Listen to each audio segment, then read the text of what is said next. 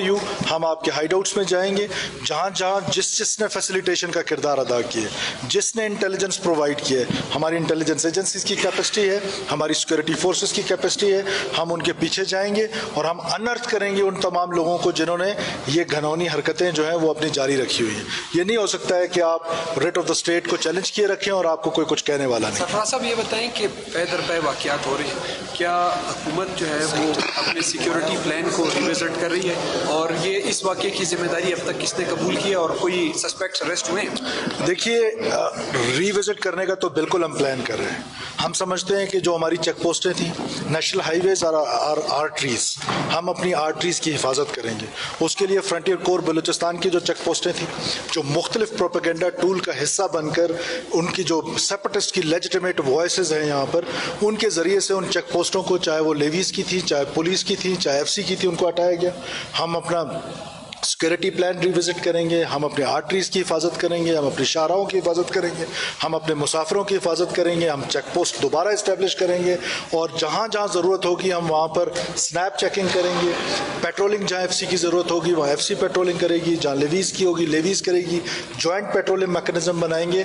हम अपना पूरा सिक्योरिटी प्लान रिविजिट करेंगे। हमें दुख इस बात का होता है मुझे कि अगर आप इस इंसर्जेंसी को लड़ रहे हैं, जो फोर्स उसको सबसे ज़्यादा काउंटर कर रही थी वो हमारी पैरामिलिट्री फोर्स फ्रंटियर कोर, उनकी सबसे ज़्यादा इस पर शहादतें हैं, सबसे ज़्यादा इनकी कुर्बानियाँ हैं। उनके ख़िलाफ़ प्रोपेगेंडा करके उनको मिलाइन किया जाता रहा है। तो इस वजह से मैं समझता हूँ कि जो पॉलिटिकल ऑनरशिप एक सिपाही को सड़क पे नहीं मिले, उसको उसके मोर्चे में ना मिले, वो ड्यूल माइंडसेट पे पूरी नेशन है। जो मज़हब के नाम पर वायलेंस है तो हम सारे मिल के उसको कह रहे हैं दहशतगर्दी है। ये जो सो कॉल्ड कौम परस्ती के नाम पर दहशतगर्दी का बाजार गर्म किया हुआ है, इसके बारे में हम nation as a nation dual mindset में हमें निकलना पड़ेगा। प्रोविंशियल गवर्नमेंट लीड लेगी और उसके साथ जो हमारी फेडरल गवर्नमेंट की, मेरी सुबह ऑनरेबल प्रेसिडेंट से और प्राइम मिनिस्टर दोनों से इस बारे में बात हुई है, हम अपने फोर्सेस को इक्विप करेंगे।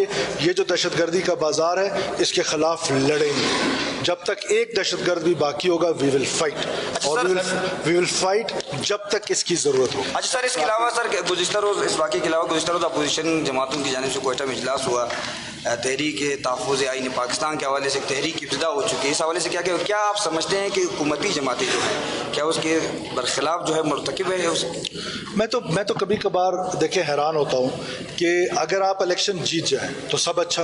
अगर 2018 में 2013 के इलेक्शंस में पीके मैप का कैंडिडेट ज़ियारतवाल साहब का खुजदार में खड़ा होता शायद वहाँ से भी जीत जाता। तो हम बलूचिस्तान के लोग हैं, हमें तो सब पता है कि क्या होता रहा है। अगर आप हार जाएं तो फिर बहुत बुरा हो गया। और आप एहतजाज कर किसके खिलाफ रहे? तारीखी तौर पे पीके मैप ने इलेक्शन हमेशा जेजुआई के खिलाफ लड़ा है, आपको हम सबको पता है। जेजुआई ने पीके मैप के खिलाफ लड़ा है। फिर पीके मैप के अंदर जो अपनी डिवीजन्स हैं वो भी आपके सामने।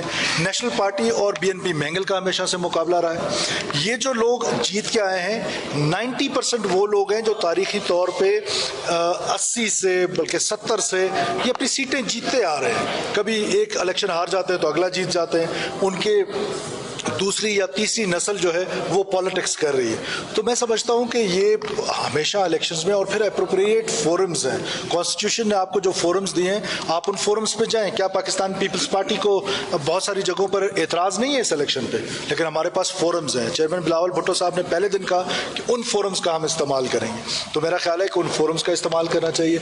बलूचिस्तान के लोग अब इसके मुतहमल नहीं हो सकते कि आप जो है वो हर वक्त जो है वो जलसे जलूस के उसमें चले जाए। दो के that is your constitutional right, sit in का, आपके असेंबल होने का राइट आपको कॉन्स्टिट्यूशन ने दी है, लेकिन ये राइट भी कॉन्स्टिट्यूशन ने एक आम शहरी को दी है कि वो फ्री मूवमेंट कर सके, वो आ जा सके, मरीज अस्पताल जा सके।